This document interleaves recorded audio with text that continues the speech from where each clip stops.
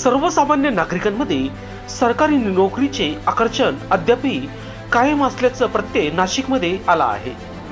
महाराष्ट्र राज्य मंत्रालयातील मुख्य सचिव श्री भूषण गगरानी यांचे पीए असल्याचे व तसेच त्यांची मोठमोठ्या व्यक्तींशी ओळख असल्याचे भासून भामट्याने संकेत शिवाजी कोटकर यांना सरकारी कामाला लावतो असे सांगून लाखो रुपये उकळले।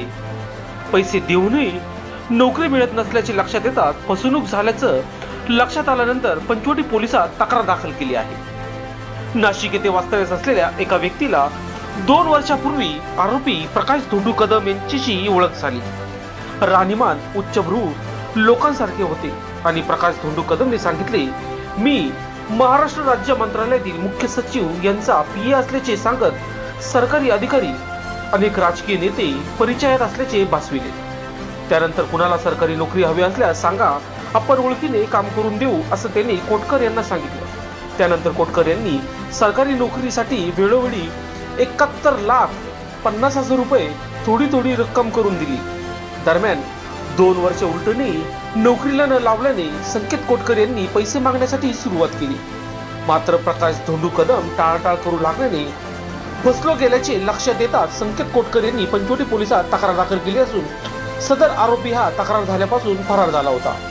आरोपी हा आपलं अस्तित्व लपवून वेगवेगळ्या जिल्ह्यात राहत होता। सदर गंभीर गुन्ह्याचा तपास करण्यासाठी नाशिक पोलीस आयुक्तांनी सूचना केल्या होत्या। त्याच अनुषंगाने सदर आरोपीचा तपास काढणे अवघड असतानाही गुंडाविरोधी पथकाचे प्रभारी अधिकारी ज्ञानेश्वर मोहिते यांनी मानवी कौशल्य व तांत्रिक कौशल्य वापरून माहिती काढली।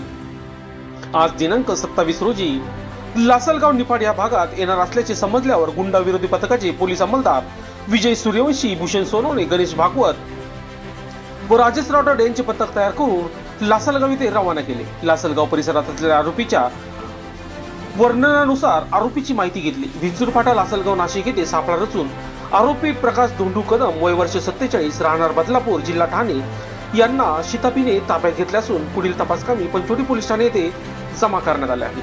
सदरची कामगिरी वरिष्ठांच्या मार्गदर्शनाखाली गुंडाविरोधी पथकाचे प्रभारी अधिकारी ज्ञानेश्वर मोहिते यांच्या मार्गदर्शनाखाली गुंडाविरोधी पथकाच्या पोलीस अधिकाऱ्यांनी सदरची कामगिरी केली आहे।